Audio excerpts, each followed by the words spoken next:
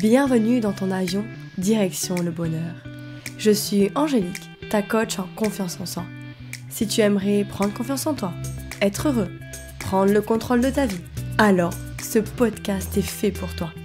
Je viens te partager mes conseils, mais aussi des exercices qui te permettront d'améliorer ta vie et surtout ton bien-être.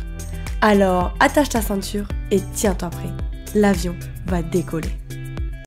Aloha jolie colombe, j'espère que tu vas bien, que tu as la forme. Aujourd'hui, on va parler d'un sujet hyper méga important. Je vais te partager les 5 erreurs que tu fais toi entrepreneuse et qui t'empêchent d'avancer, qui t'empêchent d'avoir les résultats que tu souhaites. Premièrement, la comparaison aux autres.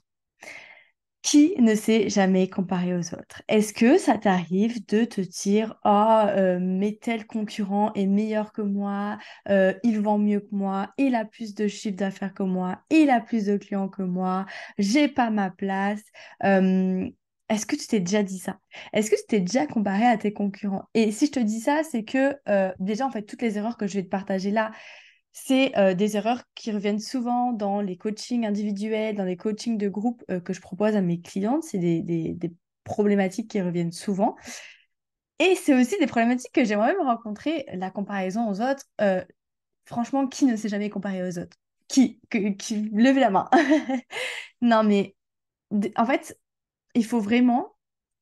C'est toute une question de changement de perception et c'est ce que j'apprends aussi en coaching, c'est changer sa perception des choses. Mais te demander, OK, comment je peux faire de cette comparaison aux autres quelque chose de positif et non quelque chose de négatif? Quelque chose de négatif, ça serait quelque chose en mode, ah bah je vais abandonner, ça sert à rien, je suis trop nulle, lui il est meilleur que moi, il a tous les clients qu'il veut, moi j'ai rien, etc. Là c'est négatif parce que du coup bah ça te rabaisse et ça te donne envie d'abandonner. Mais du coup, par quoi tu peux remplacer ça pour que ça soit quelque chose de plus positif? Ensuite, nous avons la deuxième erreur qui est de rester dans sa zone de confort. Comme tu le sais, si tu veux avoir confiance en toi, si tu veux avoir des résultats, si tu veux atteindre tes objectifs, il faut que tu passes à l'action. Et pour passer à l'action, il faut que tu fasses des choses que tu n'as jamais faites jusqu'à maintenant, des choses qui te font sortir de ta zone de confort. Parce que oui, la zone de confort, c'est trop bien, c'est trop cool, mais si tu ne sors pas de ta zone de confort, bah, tu vas rester toujours au même endroit et tu n'auras jamais les résultats que tu veux.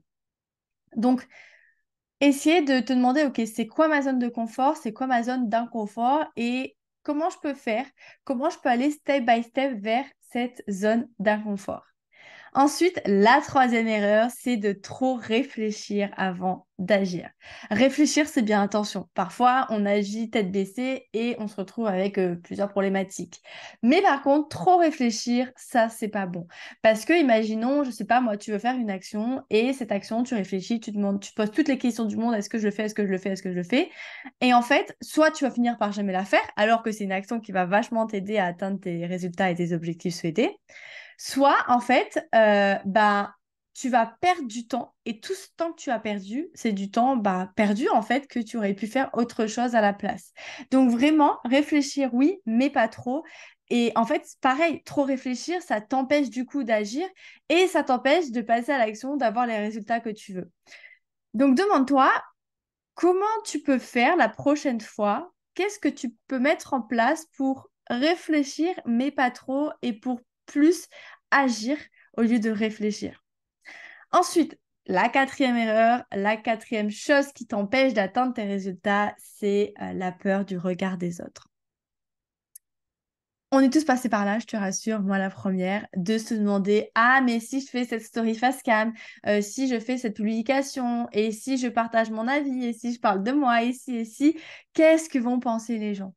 Qu'est-ce qu'ils vont en penser? Et du coup, on rentre vite dans ce cercle vicieux de, si je parle de ça, je vais déranger les autres. On va se moquer de moi, on va me juger. Et en fait, tu te retrouves vite dans ce cercle vicieux de te dire, ah bah non, je peux pas faire ça parce que les autres vont penser ça de moi. Et la plupart du temps, en fait, on se trompe complètement. La plupart du temps, on pense que les gens vont penser ça de nous, et au final, ils pensent tout le contraire. Donc, c'est vraiment... Et puis surtout, est-ce que la vie des gens est importante pour toi? Est-ce que ton business fonctionne grâce à la vie des gens? Je ne pense pas. Au contraire, les gens qui réussissent, c'est des gens qui passent à l'action, justement, et qui n'ont pas peur du regard des autres, ou en tout cas qui font les choses et qui se posent pas la question en mode ah bah qu'est-ce que machin a pensé de moi, est-ce que si, est-ce que ça, non, c'est on agit et le regard des autres, ben c'est la vie des autres, ça ne me concerne pas. La cinquième erreur, c'est le syndrome de l'imposteur. Pour ceux qui ne savent pas, le syndrome de l'imposteur, c'est le fait de ne pas se sentir à sa place, de ne pas se sentir légitime, de se dire, bah, en fait, je peux pas proposer cette offre parce que je suis pas légitime, j'ai pas les compétences, j'ai pas les diplômes qu'il faut, etc., etc. Et mes clientes le savent, quand je les accompagne en coaching, j'ai une façon de voir le syndrome de l'imposteur qui est totalement différente de ce qu'on peut penser. Et c'est toujours dans cette idée de changer sa perception des choses.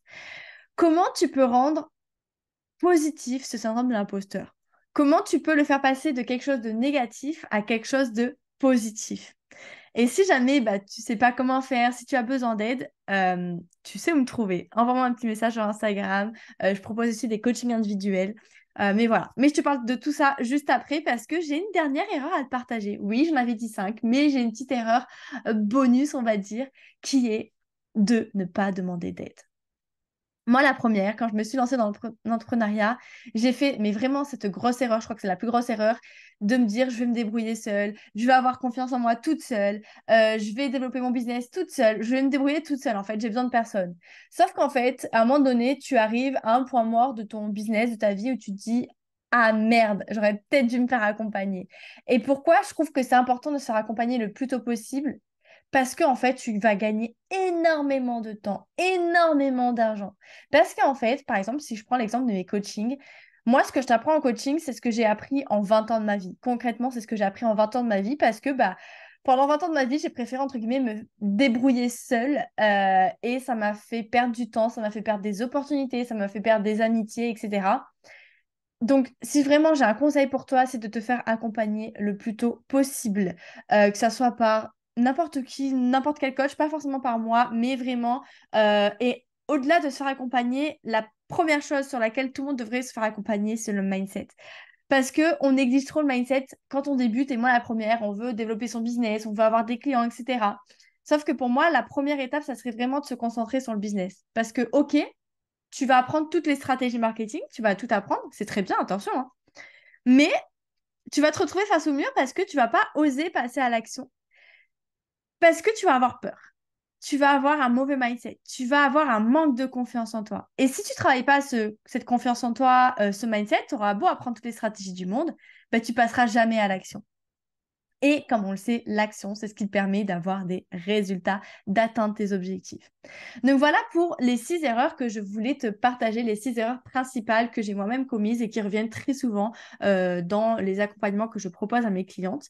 D'ailleurs, en parlant d'accompagnement, je propose des coachings individuels, soit des coachings d'une heure en mode coup de boost, soit des coachings sur 2 mois un peu plus complets où tu m'as pendant 2 mois H24 avec toi. Donc, pour en savoir plus, pour savoir comment je peux t'aider, comment je peux t'accompagner, qu'est-ce qui est le plus adéquat à ta situation, à tes problématiques, je t'invite à réserver ton appel découvert. Je te mettrai le lien dans la description. Un appel dans lequel on va discuter, on va faire connaissance, tu vas m'expliquer tes problématiques du moment et je vais t'expliquer moi comment je peux t'aider. Et bien évidemment, c'est ta safe place et je ne serai pas là pour te forcer la main à prendre mes coachings. Moi, je suis là pour te dire, OK, j'ai ça à te proposer. Si tu veux, c'est très bien, on commence maintenant. Si tu ne veux pas, c'est pas grave. Je suis pas là pour te forcer la main. En fait, c'est un appel sans engagement. Je te laisse checker ça, réserver ta séance dans le lien qui est dans la description. Et voilà, je pense qu'on a fait le tour. Moi, de mon côté, je te souhaite une très, très, très bonne journée et bon voyage direction le bonheur. Bye bye!